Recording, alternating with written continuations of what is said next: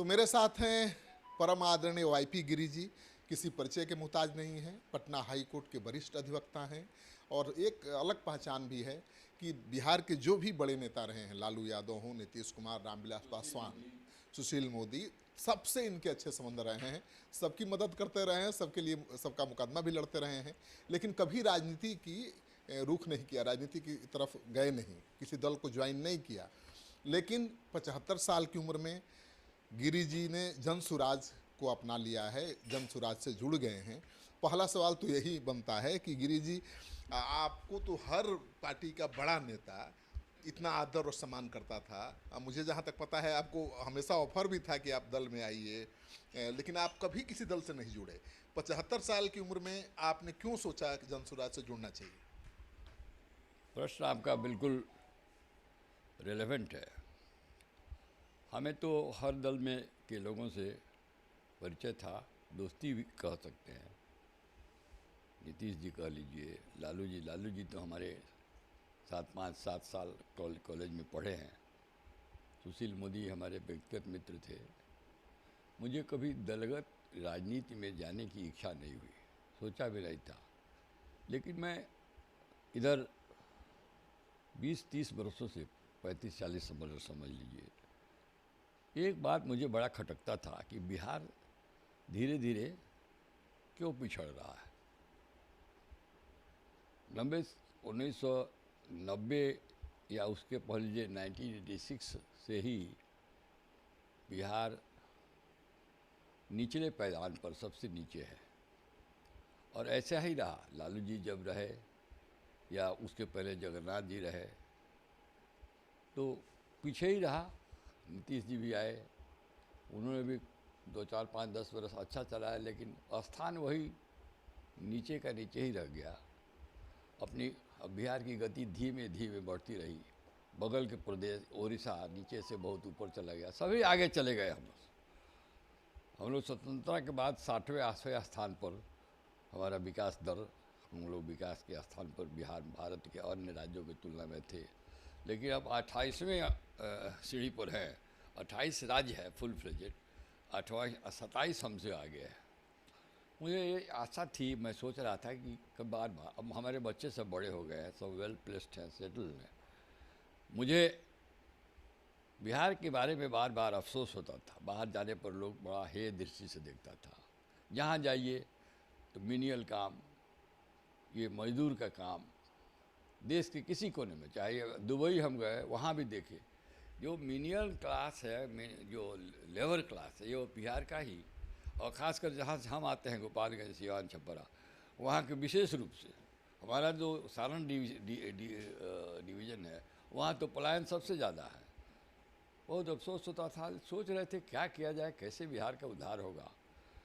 इसी बीच प्रशांत किशोर जी का अवतार, राजनीतिक अवतार बिहार में हुआ और उन्होंने अपना एक दल बनाया, जनसुराज। वो घूमते घूमते गांव में जाते थे और कैंप लगाते थे, लोगों को समझाते थे और ग्राम पंचायत को यूनिट मान के कैसे डेवलप किया जाए बिहार को। और शिक्षा पर उनका बड़ा ध्यान था और उनका प्रिंसिपल हमको लग रहा था कि शिक्षा, बिहार को शिक्षित करना चाहते हैं और यदि बिहार शिक्षित हो गया तो बाकी सब कुछ धीरे धीरे अपने से ठीक हो जाएगा। मैं बड़ा प्रभावित था उनसे। उन्होंने 2-3 बार सितंबर में मुझसे भेंट हुई, 2-3 बार हम लोगों की मुलाकात हुई। मेरे यहाँ भी आए, मैं उनके यहाँ गया। फिर उन्होंने, उनकी बात में मुझे समझ में आया कि एक आशा की किरण है, हो सकता है बिहार में बदलाव ला दें। उनकी जो बदलाव की राजनीति है वो कर पाएंगे। तो मैंने सोचा कि जो जीवन बचा हुआ समय है जीवन का, बिहार के विकास के लिए प्रशांत किशोर जी के साथ और जन सुराज में जुड़ के ये समय व्यतीत करके बिहार को आगे बढ़ाया जाए, बिहार को शिक्षित किया जाए। इन्हीं मोटो से मैं प्रशांत किशोर जी से जुड़ गया। नहीं, एक सवाल ये भी बनता है कि प्रशांत किशोर ने 2 अक्टूबर को पार्टी बनाई और नवंबर में चुनाव है, उपचुनाव, उसमें कूद गए, 4 सीटों पर उम्मीदवार दे दिया। आपको नहीं लगता कि समय से पहले उन्होंने बड़ी चुनौती ले ली? नहीं, ये चुनौती नहीं है, ये सैंपलिंग किया है उन्होंने। जो 2 बरस से गांव-गांव में करीब 5,000 गांव में रात के उजागर रहे हैं, लोगों को समझाए हैं, उनके बच्चों का भविष्य कैसे सुधरेगा, बिहार कैसे आगे बढ़ेगा, बेरोजगारी कैसे मिटेगी।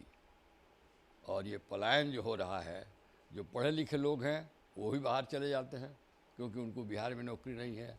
जो नहीं पढ़ा, जो सेमी पढ़ा, कम पढ़ा, वो मजदूर के रूप में चला जाता है।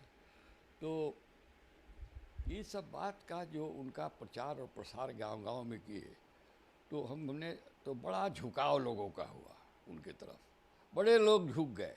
जो बात सुन लीजिए, 10, 15, 20% जो पॉलिटिकल लाइन पर लोग अलाइन है, उनको छोड़ के 60-70% लोग जो जनरल पब्लिक है, उनका झुकाव उधर बहुत हो गया। इतना लोग झुक जाएंगे, इतना लोग जुड़ जाएंगे, तब तो क्रांति आ जाएगी, बदलाव कौन बड़ी बात। देखिए, प्रशांत किशोर जी जन स्वराज के माध्यम से बिहार का विकास करना चाहते हैं। और जैसे बहुत सारे बिहारी जो बिहार में नहीं रहते हैं और बिहार से बाहर है, उनको भी बिहार के लिए बड़ा मर्म है और बहुत चाहते हैं कि बिहार आगे बढ़े। उन लोगों का भी मन है और सारे लोग को आशा हो गई है इनकी बातों को सुन के। और जिस निर्भीकता से और बिना निस्वार्थ भावना से प्रशांत किशोर जी ये बिहार को आगे बढ़ाने का ये आह्वान चला रहे हैं, सभी आकर्षित है। नहीं भी, अब चारों सीटों पर चुनाव लड़ रहे हैं, अगर 4 में से एक भी नहीं जीत पाए तो ये तो बहुत उल्टा भी पड़ सकता है ना दांव। न, हमको नहीं लगता है ये उन्होंने सही कदम उठाया है, क्योंकि अगला साल यदि चुनाव है फाइनल, तो उसका एक रिहर्सल टाइप का ही है।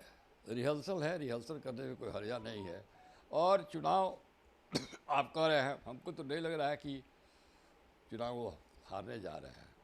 हमको तो जिस दिन इन्होंने नॉमिनेशन किया, कैंडिडेट भी बाकी लोगों के दल के कैंडिडेट से इनके कैंडिडेट बहुत सुलझे हुए लग रहा है।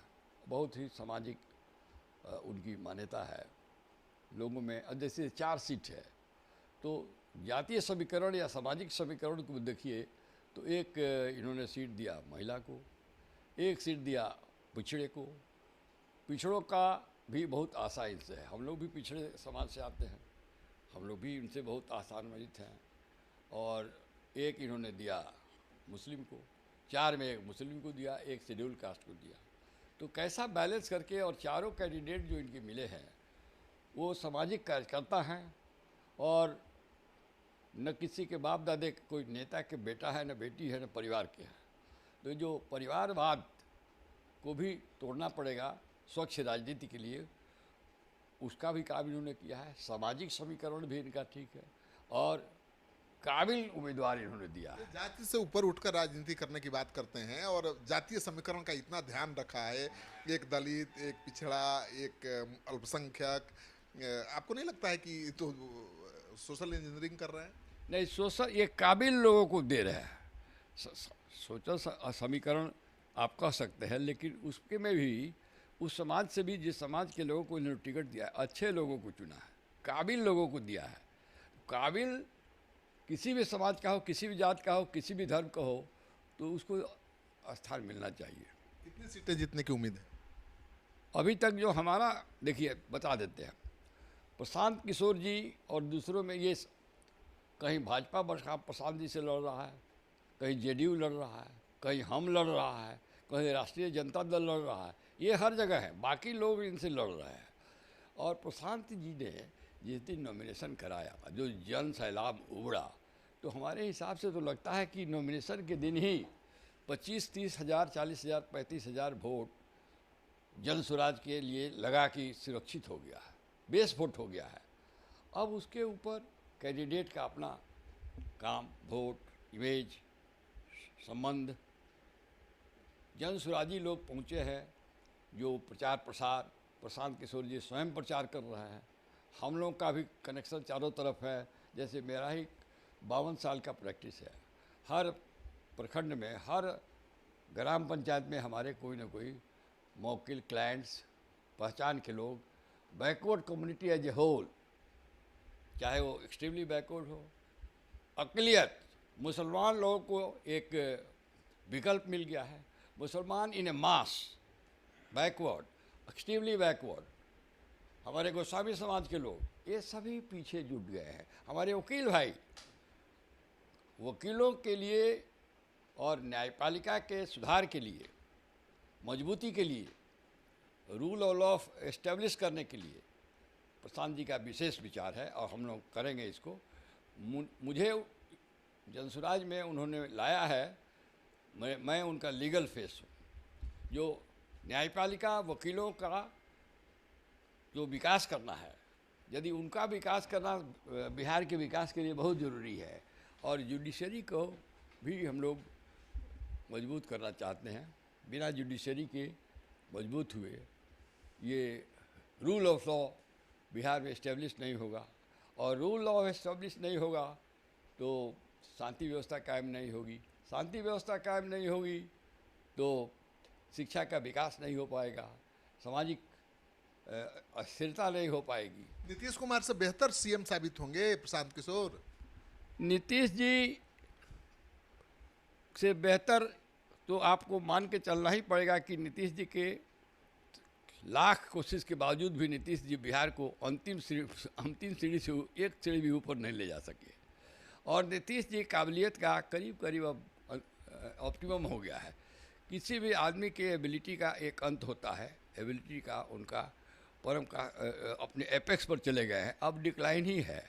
और ये नौजवान हैं, यंग एज है, और हर विषय पर इनको इंटेलेक्चुअली बहुत सुपीरियर हैं।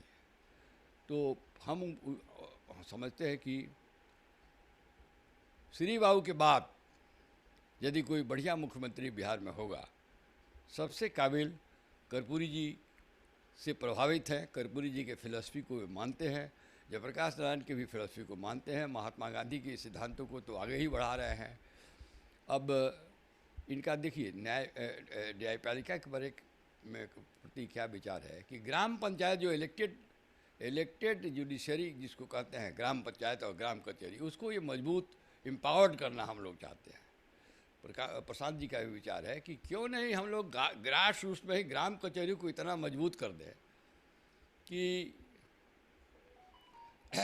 कंसिलिएशन का, आर्बिट्रेशन का, मीडिएशन का सब अख्तियार वहाँ दे के, ताकि 35-30% मुकदमे कोर्ट में आ ही नहीं पावे, वहीं ग्राम पंचायत के लेवल में ही हम लोग उसका सॉल्यूशन निकलवा दें।